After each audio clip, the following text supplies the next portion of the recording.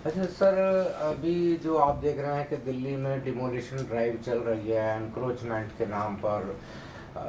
उसमें बहुत सारे गरीबों को हटाया जा रहा है विदाउट रिहैबिलिटेशन प्रोग्राम के।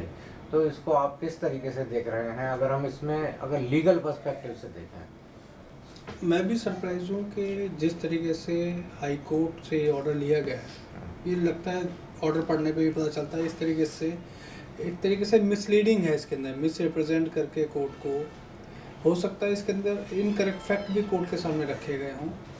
और क्योंकि इस पूरे ऑर्डर के अंदर रीसेटलमेंट के बारे में कहीं कोई कोर्ट ने कोई डायरेक्शन नहीं दिया है। जिस तरीके से एक फोर्स के तौर पर ये डिमोलिशन ड्राइव को चलाया गया, एक टीम को गठन किया गया, इसमें DDA, vice chairman, MCD, DMRC, nodal officer बनाया गया है कि यहाँ से किस तरीके से इसे झुग्गी बस्तियों को या जो भी एनक्रोचमेंट है उसको इमीडिएटली वॉर फुटिंग पर इसको हटाया गया है। लेकिन उस जिस तरीके से इसमें फोर्स का इस्तेमाल करने के बारे में डायरेक्शन दिया है, उस मेहनत या उस डायरेक्शन को उसी मद्देनज़र किसी भी तरीके से इसमें रीसेटलमेंट के बारे में एक भी शब्द नहीं लिखा गया है कि वहाँ पर जो भी जिन लोगों ने भी एनक्रोच किया हुआ है, क्योंकि वो एनक्रोचमेंट एक दिन का एनक्रोचमेंट तो है नहीं, वो वर्षों का एनक्रोचमेंट है। कई जगह पर कई बस्ती ऐसी भी देखी गई जिनको डिमोलिश किया, जिनका 50 साल पुराना इतिहास है, 50 साल लगे उनको इस्टेब्लिश होने में, और वो इस्टेब्लिश ऐसे नहीं हुए। उसमें डीडीए, एमसीडी और जितनी भी स्थानीय जो संस्थाएं हैं, कंप्यूटर अथॉरिटीज़ हैं, वो बाकायदा वहाँ जाके वेरीफाई करके उनको इलेक्ट्रिसिटी के मीटर बांटे हैं, वहाँ पर सुख सुविधाएं दी हैं, लाइटिंग का अरेंजमेंट किया है। वो ऐसे तो नहीं किया, ना ही उनको ये स्टेप जो है इतने लंबे समय से 50 साल से दिया गया है। और मुझे तो सरप्राइजिंगली ये भी देखने को मिला, बड़ा फुलिश सा था, और उसमें एक साजिश भी नज़र आई मुझे स्टेट गवर्नमेंट की। गोविंदपुरी के अंदर रात को 3 बजे से डेमोलिशन ड्राइव स्टार्ट कर दी गई, सिर्फ इस नियत से कि कल को डबल बेंच, मान लीजिए उच्च न्यायालय की डबल बेंच किसी तरह से कोई स्टे ना कर दे। यानी कि स्टेट गवर्नमेंट पूरे तरीके से इस डिमोलिशन कार्रवाई को करना चाहती है बिना रीसेटलमेंट प्लान के। ये इस तरीके से दिल्ली के निवासियों के साथ या जो भी कोई है भारत के निवासियों के साथ ये बड़ा गलत तरीके का व्यवहार है। अरे जंगपुरा के केस में कहा गया कि हमने इनको फ्लैट्स दिए हैं, और दिल्ली गवर्नमेंट कह भी रही है कि 16,000 फ्लैट्स हैं हमारे पास में, हमने इनको नरेला में फ्लैट्स दिए हैं। तो और बहुत सारे लोगों को दिए भी गए हैं, लेकिन पूरे सभी लोगों को तो नहीं दिए गए हैं। तो इसके बारे में आप क्या कहना चाहेंगे? अगर सभी को फ्लैट दिए जाते तो किसी भी तरीके का इसका प्रोटेस्ट नहीं होता और विरोधी नहीं होता, और सब लोग स्वीकार कर चुके होते। कोई लोग जो रहने वाले लोग हैं वो अपनी झुग्गियों में नहीं रहते, उन फ्लैटों में रह रहे होते, क्योंकि ज़्यादा बेहतर तरीके से उस फ्लैटों में सुख सुविधाएं होती।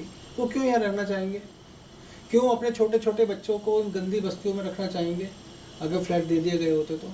ये सारा जो है बेकार की बातें हैं, और ये एक तरीके से कह सकते हैं ये भी एक तरीके से एक मिस रिप्रेजेंटेशन है पब्लिक के सामने। ये गलत है, ऐसा नहीं है। अगर सभी लोगों को सुख सुविधाओं के साथ फ्लैट दिए गए हो तो ज़बरदस्ती कोई वहाँ नहीं बैठ रहेगा। तो क्या अभी इसके अलावा मान लीजिए जैसे दिन रात, मतलब कि हर दिन कहीं ना कहीं एक एनक्रोचमेंट के नाम पर ड्राइव चल रही है? ये एनक्रोचमेंट नहीं है, ये दहशत है। अच्छा। कि दिल्ली के जनता के ऊपर एक दहशत का माहौल है कि कब 50 साल, 60 साल, 70 साल पुराने रहने वाले लोगों का मकान शहरीकरण के नाम पर, पॉल्यूशन के नाम पर कब ढहा दिया जाएगा, किसी को नहीं पता, कोई भी जगह सब। जबकि मैं ये भी कहना चाह रहा हूँ, अगर स्पेशल ड्राइव चलानी है, आपको एनक्रोचमेंट से परेशानी है, आप दिल्ली के नेताओं के घरों के देखिए, क्लास 1 ऑफिसर्स के देखिए, ब्यूरोक्रेट्स के घरों के बाहर देखिए। एक छोटा एनक्रोचमेंट हर किसी के घर के बाहर है, चाहे सरकारी जगह है या प्राइवेट जगह है।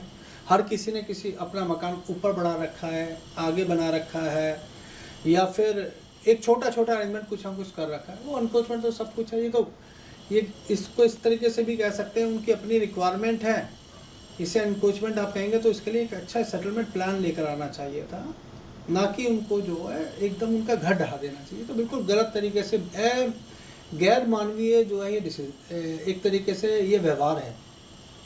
तो इसमें क्या अभी ऐसी क्या संभावना है कि कोई अगर व्यक्ति हाई कोर्ट की डबल बेंच में जाए या सुप्रीम कोर्ट में जाए और उनको बताए कि भाई कम से कम इनको बिना रिहेबिलिटेट किए हुए इनके घर ना ढहाए, क्या ऐसा संभव है? ये तो कोर्ट को खुद ही सुमोटो एक्शन लेना चाहिए ऐसी चीज़ों पर। जब तक कि रीसेटलमेंट नहीं हुआ किसी का भी मकान नहीं टूटना चाहिए। और सरकार में जो भी मानवीय दृष्टिकोण रखता है, ये सुमोटो एक्शन लेने के बारे में इसको रोक के लिए उनको खुद प्रयास करना चाहिए। नहीं कि ये बड़ा अफसोस वाली बात है। तो क्या ये सरकार को करना चाहिए या कोई जो सिविक सोसाइटी है वो के उसके लोग करें? नहीं, जो हमारे विधायक हैं, हमारे एमपी हैं, वो तो मानवीय हैं। उन्होंने इन्हीं लोगों से वोट लिया, उन्हीं लोगों को उजाड़ना चाह रहे हैं। ये तो उनकी जिम्मेदारी बनती है, नैतिक जिम्मेदारी है। नहीं, उसमें एक ये हुआ कि बटला हाउस में जब ओखला विधानसभा के एमएलए गए थे तो कोर्ट ने ये कहा कि आप क्यों आए हैं वो लेकर याचिका, क्यों? उनका अधिकार है। जिनका घर है वो आए। नहीं, ये उनका अधिकार है। वो पब्लिक रिप्रेजेंटेटिव है। जिन लोगों ने चुनकर उनको भेजा वो उनके रिप्रेजेंटेटिव तो है। वही तो कानून बनाते हैं, वही कानून बनाने में सहयोगी होते हैं। वो कोर्ट में रिप्रेजेंट क्यों नहीं कर सकते? पीआईएल तो वही डाल सकते हैं।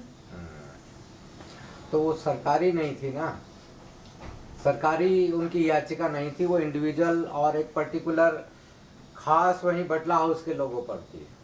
बेशक चाहे, लेकिन उनका विधायक जो उनका रिप्रेजेंटेटिव भी है ना, कर सकता है, इसमें कोई गलत नहीं है। तो गलत नहीं और कानूनी अधिकार है, चलिए। कानूनी अधिकार भी है और उनका जो है एक जिम्मेदारी भी है, नैतिक दायित्व भी है।